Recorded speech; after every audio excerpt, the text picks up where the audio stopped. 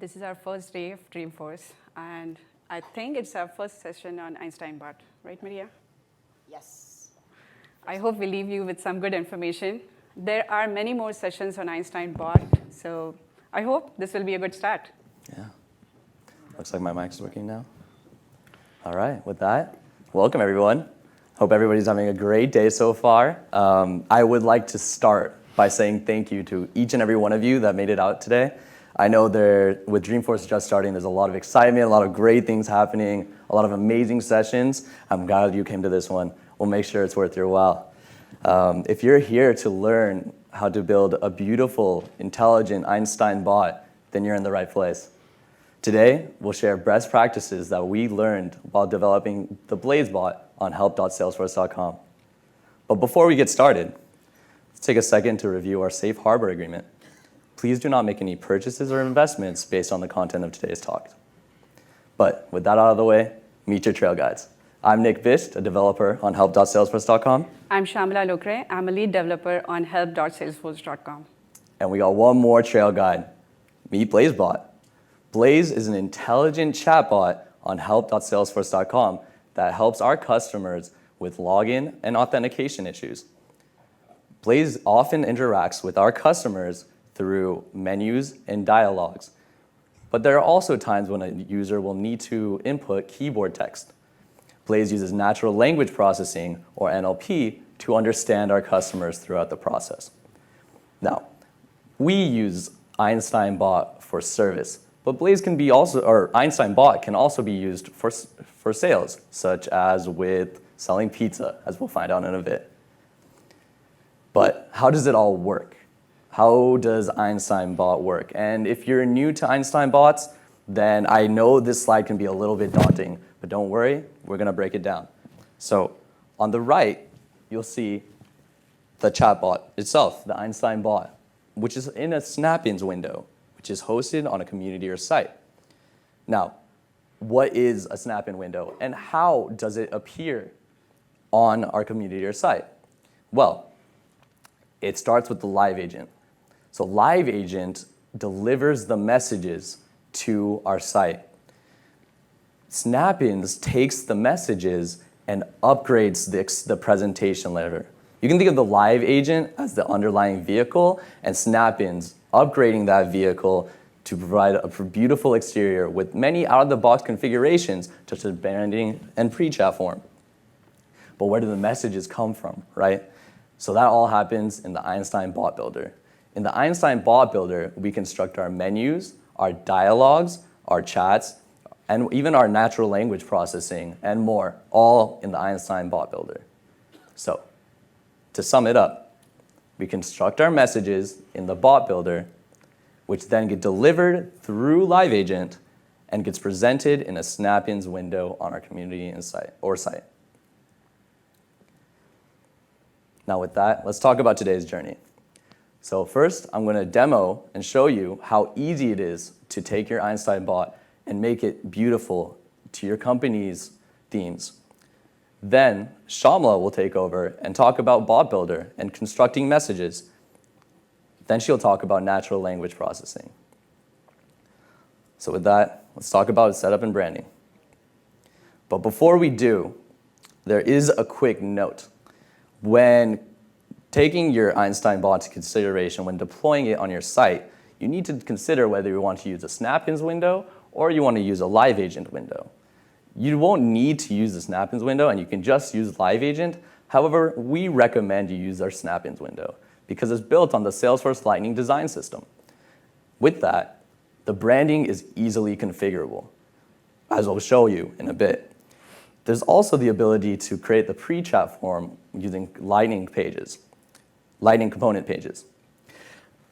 You can also do a custom pre-chat form on the Live Agent window, but this is something you'll need to take into account when deploying your Einstein Bot, something that might be specific to your company.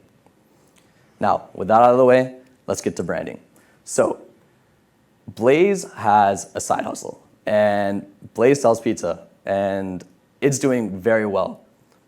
But it's getting a lot of orders, and it would be really nice if we could just automate the orders that are coming in. So with that, we have our Blaze Bistro bot. So let me show you.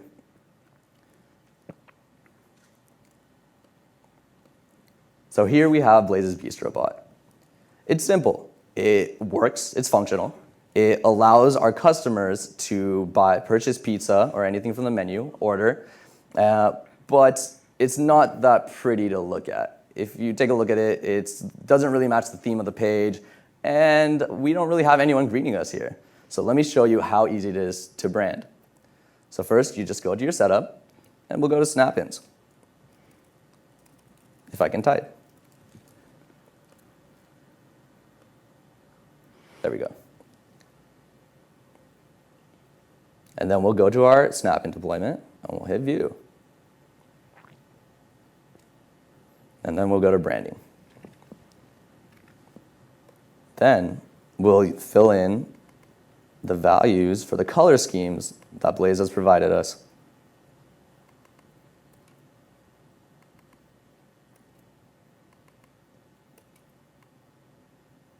And that's it. And that's all there is. And then we've changed the color scheme for our chatbot all through clicks. Now, we can also change who is greeting us. We'll make Blaze greet us. So all we need to do is go into Live Agent settings and then go to Additional Branding, where we'll fill out the avatar and logo. I'll hit Save here. And now when I close my bot, when I open it up again, we'll see that our colors have already changed. And now it's so much more welcoming to our customers when they enter the bot. So this is great, but it might be nice to collect some information from our customers beforehand. For example, wouldn't it be nice to get their phone number and email so that we can send them delivery updates about their order? Also, wouldn't it be nice to greet them in the beginning? So with this, we can create a pre-chat form. And I'm going to show you how easy it is to create a pre-chat form. So all we need to do is hit Edit here. And we can either create a new lead, we can create a new contact or case, but let's stick with a contact right now. We'll hit Next here. And then we can simply add phone and email. We'll go ahead and make these required as well. We'll hit Save. And then all we need to do is activate our pre-chat page. We'll also go ahead and add a pre-chat background. We can do that in our additional branding. And when I hit Save here, when I close this chat, we should see that we are now greeted with a pre-chat page. So I'll fill out my name, my phone number, and email. And then we'll see we're already greeted by our name. And so this is so much more welcoming. And then so now we can use any of the pre-chat form fields actually throughout the Einstein bot experience, which is very useful, especially with invocable Apex or actions in the future. But this is something we'll get to in a bit.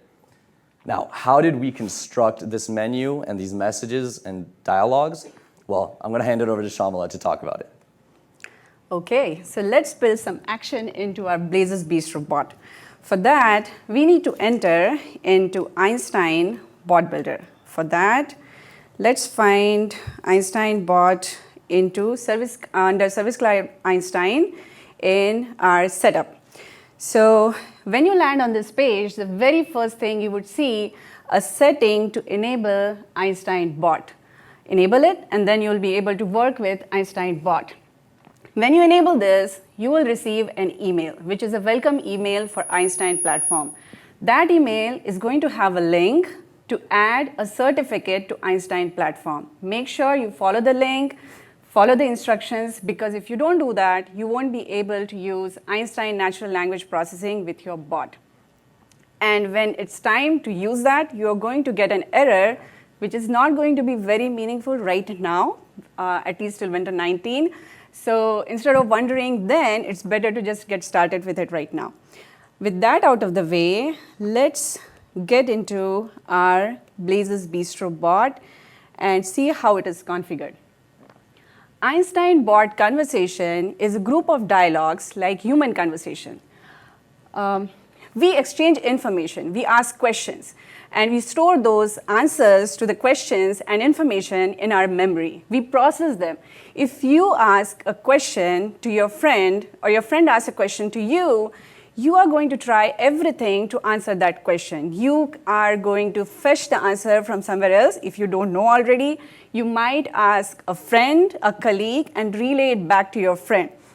Sometimes you might even refer or transfer them to a friend. Einstein bot simulates similar human conversation by bringing together some basic elements and builds a meaningful conversation. All this conversation is organized around dialogues. Dialogues are the building blocks of any Einstein conversation. So let's take a look at our pizza dialogue and see how it is organized. So our very first element in our pizza dialogue is a message. A message is used to give some information. In this case, we are confirming to the customer that we are ordering a pizza for it, that we understand the customer. The next element here is a question. This question has a placeholder to store the answer that customer responds with. This placeholder is called slot variable. So if you are familiar with a programming language, a slot variable is like just a variable, and it is defined by something called entity, which is like a data type.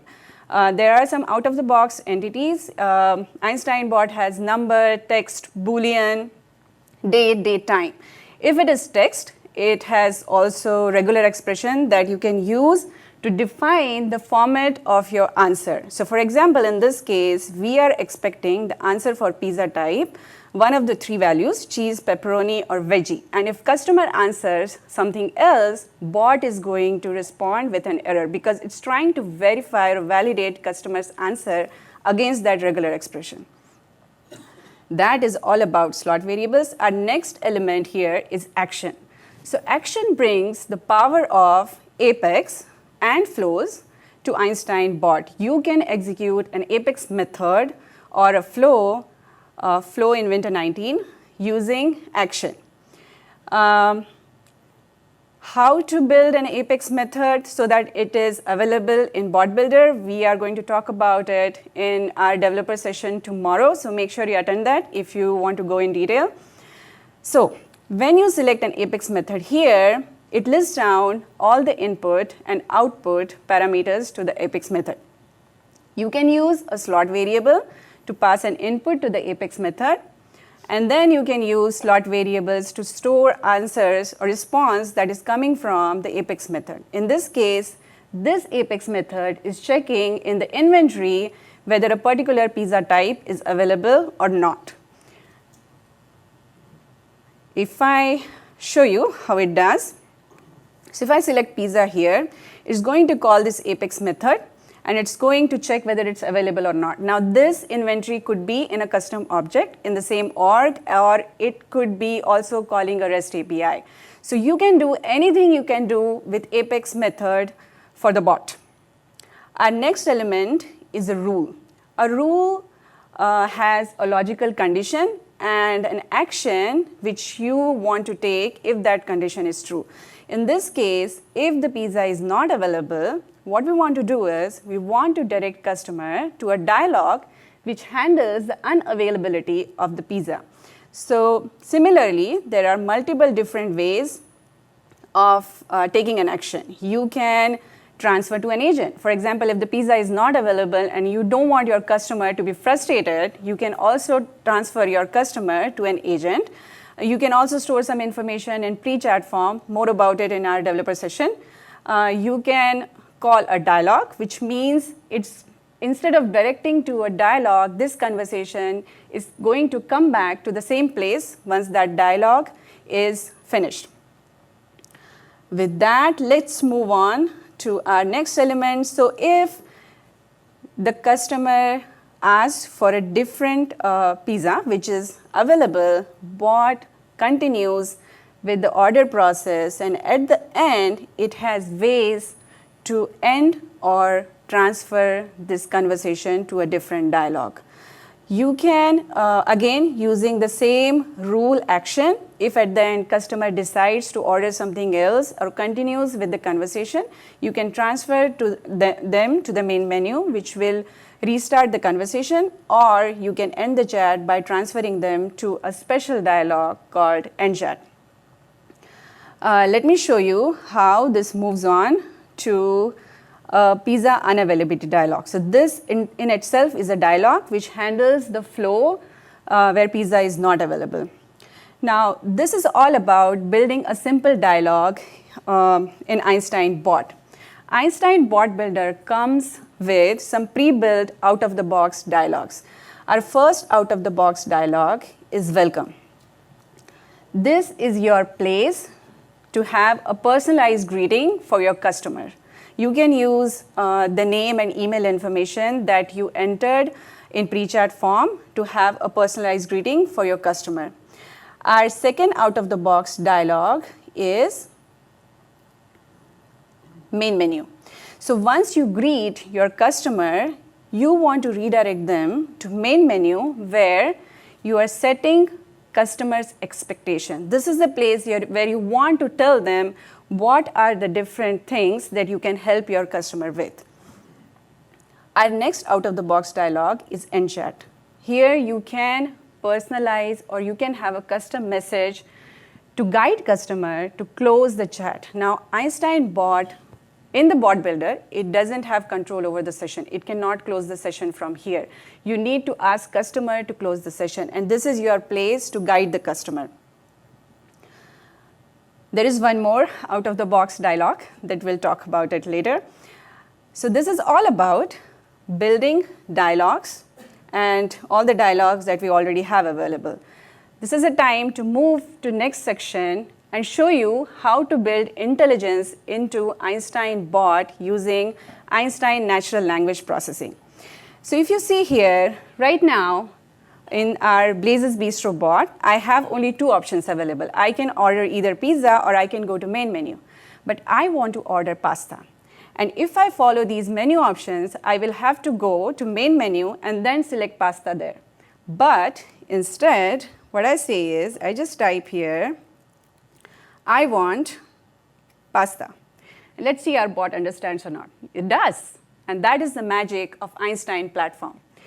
The way Einstein natural language processing works in Einstein Bot is it relates customer's input, in this case, I want pasta, with customer intent. It tries to identify customer's intent, and then from there, it tries to identify the dialogue which is going to help customer's intent. You can help Einstein platform by building those intents, by providing all the multiple different ways customer can express that intent, and then configuring the relationship between that intent and dialogue. So I'm going to first show you how to build the relationship between an intent and dialogue, and then we'll go back and see how to build those intents. Let's take an example of our pasta dialogue. Next to dialogue detail, there is a tab called dialogue intent. Here's the place where you can relate our pasta dialogue with an intent. Just click on add intent, select one of the intents available in the org, click on save. Now we need to go back to overview and click on train bot. Depending on how many customer inputs you have to train, it will take some time to train the bot. If you have minimum customer inputs, it takes around 5 minutes. Let's go back to our pasta dialogue while it's training and revisit what we did.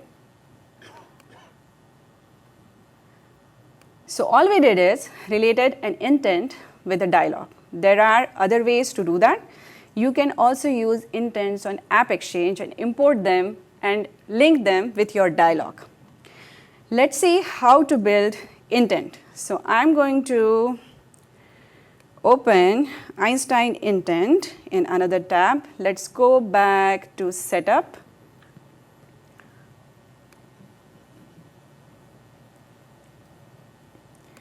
And intent, look for Einstein intent sets under Service Cloud Einstein. Here you can define an intent set. We have one intent set defined for Blazes Bistro bot. This intent has predefined intent for 3 of our dialogues. Let's take a look at pasta intent. So here, in our pasta intent, we have 21 different ways a customer can express an intent to order pasta. It can say, can I order a pasta? I want a pasta. I feel like eating a pasta. I want to eat a pasta. All the multiple different ways your customer can express the intent. As many utterance you provide here, when I say utterance, it means customer input. It's going to help your Einstein bot to understand your customer intent. Make sure all your customer inputs are unique here. You don't need to worry about cases. You don't need to have multiple customer inputs for lowercase and uppercase. You don't need to worry about misspelling. Einstein platform is intelligent enough to do that for you.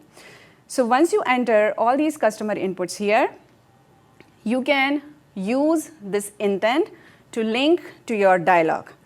You need minimum 20 customer utterances to build an intent. That is technically minimum, but we would recommend you to use as many customer inputs you can.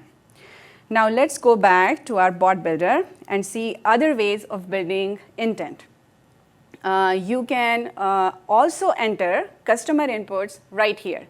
So this is just one way to also build intent and also relate it to dialogue. So you can just add whatever intent customer utterances you added under intent set, you can also add it here. So for example, I can say I want to order pasta here, and this will be added to my existing intent that I already added here. And when I build the bot, when I train the bot, it's going to use all my utterances in this intent and also here. So this is all about building some intelligence and making your bot understand your customer. But what if your bot does not understand your customer? What if, Nick, if I ask you something in a foreign language, what are you going to say to me? I'm sorry, I don't really understand. Exactly. Bot is going to do the same thing, but in a nicer way. So if I type something here, does my bot understand? Oh my God, it's very understanding. Let me try again. Yes. Oh, it still understands me? Yesterday it did not. I swear to you.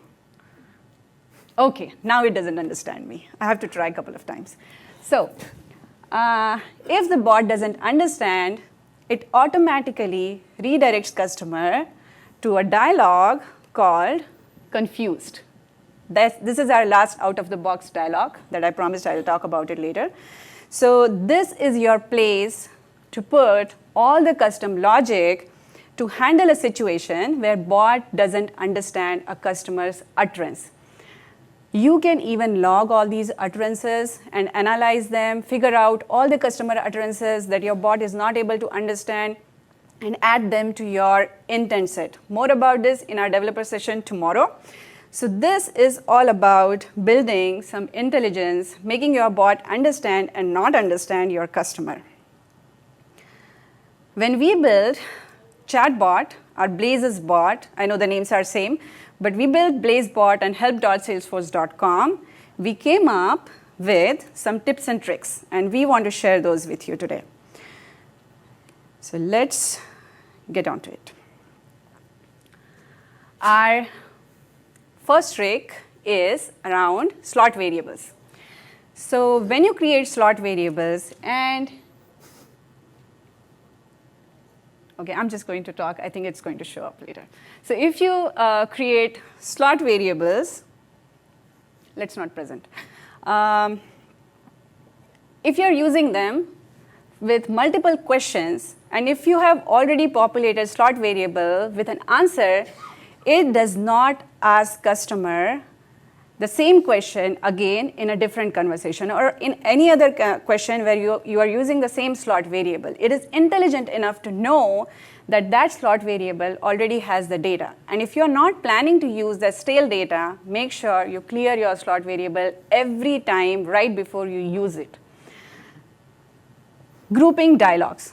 So if you see how the dialogues are listed in the bot builder, it's not very helpful. When an admin and developer wants to reconfigure and change some dialogue, it's hard for them to find it. It's better to group them. For example, in our case, we have grouped all pizza-related dialogues under pizza dialogue group. We have some shared dialogue which are used in multiple dialogues. They are used in pizza and also in pasta flow. So we have put them in shared category. Group them as you feel is appropriate for your implementation. Sorry. You need minimum 20 utterances technically to train the bot. But if you have only 20, you might not get a consistent behavior. It's better to have at least 200 utterances to get an intelligent experience with your bot. You can have intent for every dialogue, but that's not going to be very helpful because if your dialogues are very close to each other, for example, pizza and cheese pizza, chances are customer utterances or inputs for them are also very close to each other. So when you train the bot, it gets confused between those two intents and you might get inconsistent behavior. So it's better to have intent defined at top level. In this case, you can have intent for pizza dialogue and then use menu-based options to guide customer to order specific pizza. Whether to use intent set or dialogue intent, if you have a very basic and simple dialogue, it's better to use intent at dialogue level. Those are the intents that are added to your bot metadata. So it's good to have some static data. If you have some static customer utterances, add them to your dialogue intent. But your customer utterances, you want to keep on changing them based on how your bot behaves. It's better to have them at intent set level. Confused dialogue. So if you've seen right now, I was typing something and bot was trying to identify and link it with a dialogue. Because sometimes bot just identifies some intent. So if you don't want that to happen, it's better to have an intent defined for your confused dialogue also with utterances like these. So when something like this happens, instead of using confused dialogue as a default redirection, it actually relates these kind of strings or customer inputs with your confused dialogue. So have some intent for your confused dialogue so that your bot gets confused when something like this happens. You don't have to have customer inputs for misspelling or you don't have to handle cases. Bot is intelligent enough for it. Make sure you have unique actual customer inputs there and leave everything else for the Einstein platform to handle. That is all about tips and tricks and best practices. I hope you can use this and build an Einstein bot for yourself. With that, back to Nick. Thank you, Shamla. So I want to thank all of you for coming out again. Today we talked about how easy it is to customize your Einstein bot to your company's themes. And then we talked about how easy it is to construct your messages and in the bot builder. And lastly, we talked a little bit about NLP. Now, I do want to say that this is pretty surface level information, and tomorrow we will be doing a deep dive into some of these topics and more, such as how to build some of the cooler features of the pre-chat form. We're going to be talking about Apex and logging, and we're going to be going deeper into natural language processing.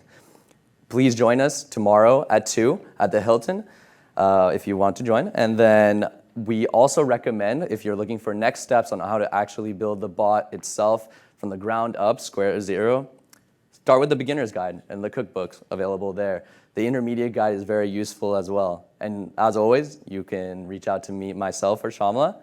But with that, we'll stick around with Q&A. I hope you all will enjoy the rest of your Dreamforce and the rest of your day. Thank you. Thank you for attending our session.